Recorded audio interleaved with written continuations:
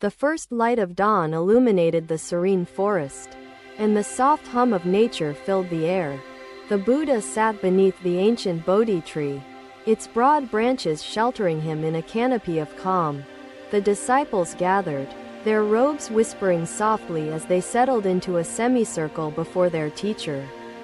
The morning breeze carried the fragrance of jasmine, a delicate offering from nature herself.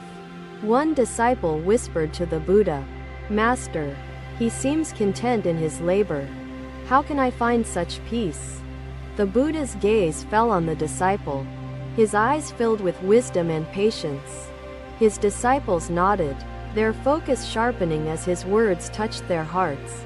The Buddha raised a simple clay bowl, water rippling within its curved walls. "Observe this water," he said, "pure, untainted, but vulnerable to disturbance." He tipped the bowl slightly, sending ripples cascading across its surface, then steadied it. "Such is your mind upon waking, serene yet easily unsettled by haste or distraction." He set the bowl down and gestured to the earth below. "When you rise, connect yourself to the ground, the earth that supports all life," he explained softly. "Feel the stability beneath your feet as a reminder of your inner steadiness, your capacity for balance." One disciple, still young in his practice, raised his hand to speak. "Master, how do we prevent the mind from falling into chaos during the day?" He asked earnestly. "This soil," he said, "is neither more precious nor less than soil elsewhere. It simply exists as it is. When you accept yourself as you are, the weight of comparison dissolves into peace," the Buddha explained. The Buddha stood, and his disciples mirrored his movement. He directed their gaze toward a lotus pond near the edge of the clearing.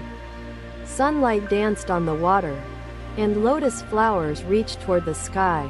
The Buddha walked slowly, his footsteps deliberate, as though each step carried the weight of his teachings. When they reached the pond, he knelt and touched a lotus petal, its surface shimmering with dew. "This flower," he said, "blooms amidst mud and darkness, yet remains unstained by its surroundings." He dipped his finger in the water and raised it, droplets gleaming like pearls. "Your thoughts are like this water," he continued. "When clear, they reflect light, but when clouded, they distort your vision." A soft murmur of understanding passed among the disciples. The Buddha stood and invited them to sit beside the pond.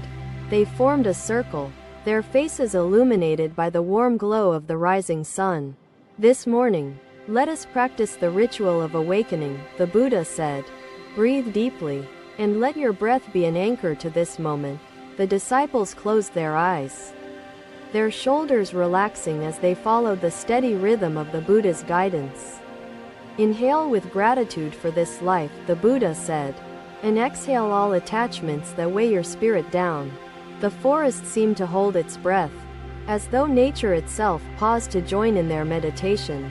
The farmer watched them leave, a spark of peace kindled in his soul. The Buddha's words resonated in the hearts of all who heard them, echoing beyond the moment. "Bring your awareness to the space within your heart," he instructed. "Visualize compassion growing there like a flame, bright and unwavering." One disciple, seated close to the Buddha, opened his eyes and spoke.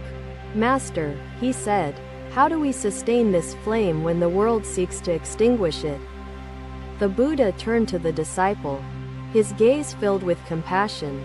"Nurture it with acts of kindness," he replied. "Kindness is the oil that keeps the lamp of compassion burning." The disciple gazed at the grove, his mind expanding with the metaphor provided by his teacher. The Buddha continued, "Your growth is your own path, independent of the heights others achieve. Morning is the time to plant the seeds of mindfulness," he said. "Tend to them throughout the day, and they will bear the fruits of peace." The disciples rose, their hearts light and their spirits steady. They bowed deeply to the Buddha, their gratitude unspoken but understood. The Buddha returned their gesture, his hands forming the sacred mudra of teaching. "Go now," he said. and carry the essence of this morning into every moment that follows. The forest seemed to come alive as they dispersed, its vibrant energy resonating with the wisdom shared beneath the Bodhi tree. The Buddha remained by the pond, his gaze resting on the rippling water.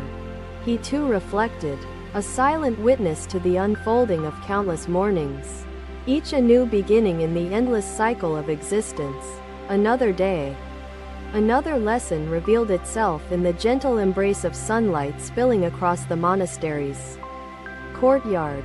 The Buddha stood silently, his eyes following the course of a small stream winding its way between smooth, weathered stones. Disciples gathered quietly, their steps purposeful, their faces anticipating the wisdom their teacher would impart. The Buddha's voice carried a sense of calm that seemed to steady the very air itself. "Observe the stream," he said, his tone unwavering. "Its water flows freely, carrying no burdens of past stones nor fear of future bends." The disciples exchanged thoughtful glances, the metaphor sinking into their hearts. A disciple seated closest to the stream asked, "Master, how can we, like the stream, move without clinging?" The Buddha turned toward the disciple, a faint smile gracing his lips. "Acceptance is the path," he replied softly. "Accept what has been, and release what is no longer part of your journey." The disciples nodded, their minds active with reflection. The Buddha knelt near the stream and cupped a handful of water in his hands. "This water," he said, holding it before them, "exists for only a moment in my palms before falling away." He let the water trickle back, each droplet returning to the stream's gentle course. So too does each moment exist briefly before it joins the flow of eternity. The stream gurgled as if in agreement, its steady sound a companion to the Buddha's teaching. He gestured for the disciples to sit near the stream's edge, their forms mirroring the serenity of the environment. "Midday," the Buddha continued, "is the time when shadows fall shortest. Yet they remind us of impermanence." The disciples remained quiet, their attention unbroken. "As you eat, work, and connect with others, pause to witness the fleeting nature of existence around you," the Buddha said. He raised his hand toward a tree casting shadow nearby. "Observe the shadow. It grows and fades, yet it is not separate from its source." The younger disciples glanced at the stream again, perhaps to see the interplay between light and shadow on its surface. The Buddha added, "When you grasp this truth, clinging dissolves, and suffering lessens, just as shadow merges with light." The Buddha invited the disciples to partake in their midday meal.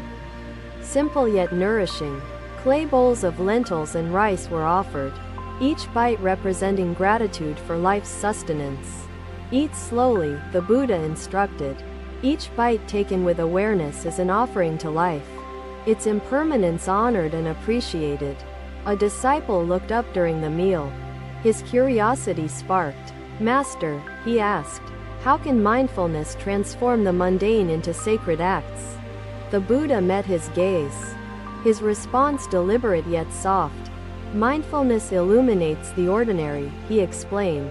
"When each motion carries intention, even simplicity becomes profound." The disciples savored their meal in silence, the midday sun warming their faces. The stream continued its course, a quiet yet persistent reminder of the teachings shared beside it. The Buddha spoke again, his words gentle as the breeze stirring through leaves.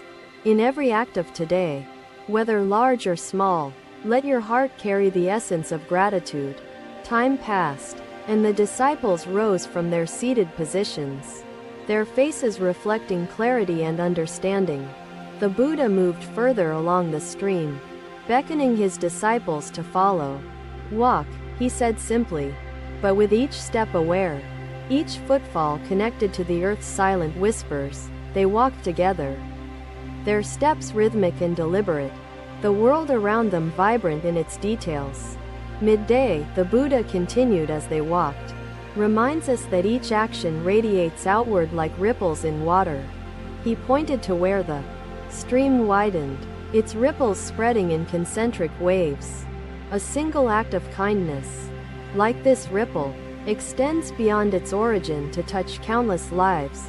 A disciple paused, watching the ripples shift and fade.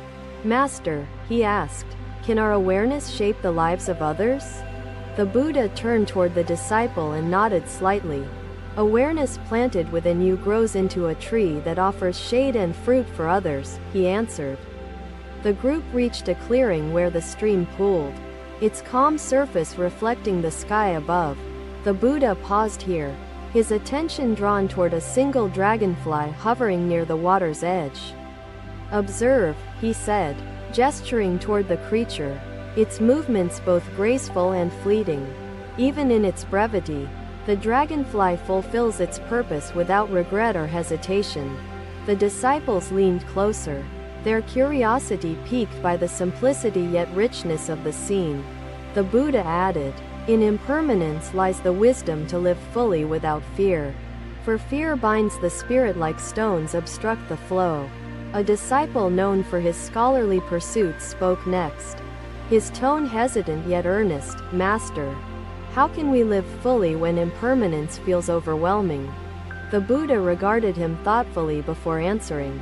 Living fully means embracing impermanence, not resisting it. It is the balance of movement. Like the stream, as the sun lowered slightly toward the horizon, its light softened yet remained steady. The Buddha led his disciples back to the monastery, their walk filled with quiet reflection.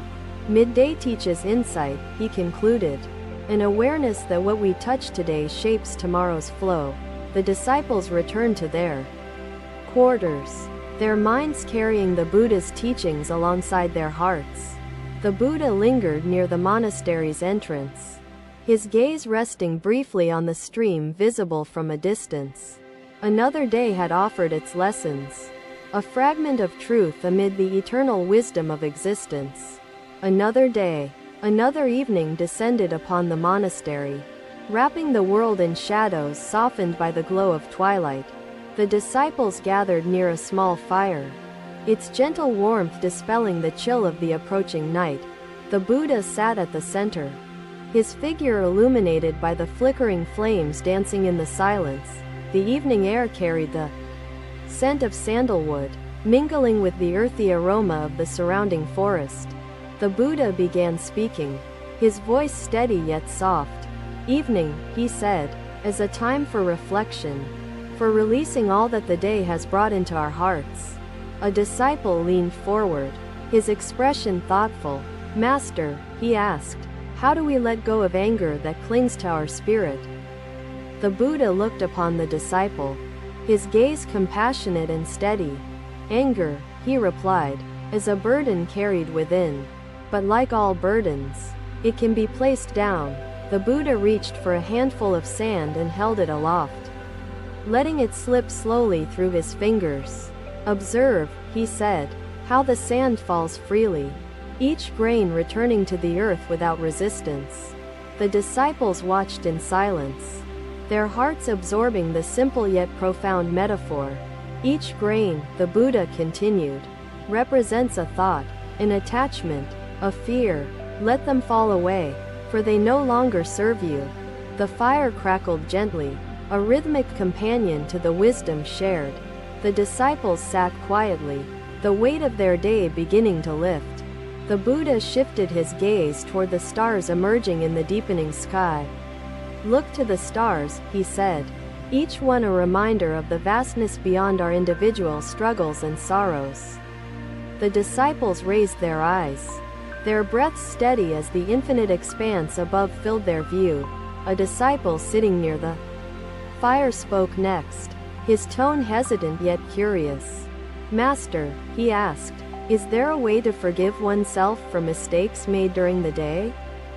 The Buddha turned toward the disciple, his expression kind and understanding. Forgiveness begins within, he replied. It is the acceptance of imperfection as a natural state of being. The Buddha reached for a bowl filled with water and set it near the fire. This water reflects the flames, he said. but is stirred easily by touch. He dipped his finger into the water, creating ripples that distorted the reflection of the firelight. Mistakes stir the mind, clouding its clarity, but stillness restores its peace. The disciples watched the ripples fade as the water returned to stillness. The lesson held deeply within their hearts. When you forgive, the Buddha continued, you allow the ripples to settle, the reflections to become clear once more. A gentle wind passed through the clearing, carrying the wisdom to the surrounding forest. The Buddha invited the disciples to close their eyes, the firelight playing upon their peaceful faces. Let us meditate, he said, on release and gratitude, the twin virtues that bring us to peace. His voice guided them like a steady stream, the rhythm of his words syncing with the calm of the evening. Inhale and accept the lessons of the day, the Buddha instructed, his tone calm. Exhale and release the weight they carry. The disciples followed his guidance, their breaths uniting with the flow of the natural world. The sounds of the forest merged seamlessly with their meditative rhythm. The Buddha continued, his voice soft yet profound. Bring your awareness to the space within your heart, he said. Let gratitude grow there like a luminous flame. The disciples visualized the flame within, its warmth dispelling the chill of regret, its light illuminating the path to peace. A disciple opened his eyes and spoke, his voice thoughtful. Master, he asked, how can we cultivate gratitude when hardship overshadows joy? The Buddha met the disciples' gaze, his expression serene. Gratitude blooms not despite hardship but because of it, he replied. It is the flower of resilience. The fire crackled once more, a reminder of its gentle presence. The Buddha added, to see light in the midst of darkness is the essence of gratitude, a sacred gift to oneself. The disciples nodded, their hearts opening to the wisdom that wove itself into their being. The meditation concluded, and the Buddha opened his eyes, his gaze steady. End your day with reflection, he said, for each moment that passes teaches a truth worth remembering. The disciples rose from their seated positions, their movements deliberate, their spirits lighter. The Buddha gestured toward the monastery's gate, where the evening shadows danced on the worn stones. Walk through this night, he said, with peace in your heart, for peace is the companion of a clear mind. The disciples bowed deeply, their gratitude unspoken but felt deeply. As the disciples returned to their quarters, the monastery fell silent, its serenity intact. The Buddha remained near the fire, his gaze fixed upon the night sky. The stars shimmered in the vast expanse, their light timeless, their presence eternal. The Buddha reached for another handful of sand and let it fall through his fingers once more. This life, he murmured softly, is but a moment within the flow, a fragment within the infinite, a gift within impermanence. The fire dwindled to embers, its warmth a quiet reminder of the wisdom shared. The forest held the lessons of the evening, carrying them into the depths of night and beyond. The Buddha sat in stillness, his figure a sentinel of peace, his teachings a beacon of light amidst the fleeting darkness. The disciples felt the weight of the analogy, their minds now seeing doubt not as an obstacle, but as part of their journey. Buddha closed his eyes briefly, his breath steady, as though he were harmonizing with the rhythm of the earth beneath him. Thank you for watching. Buddha's teachings are always with you. Subscribe to our channel and we will see you in the next video.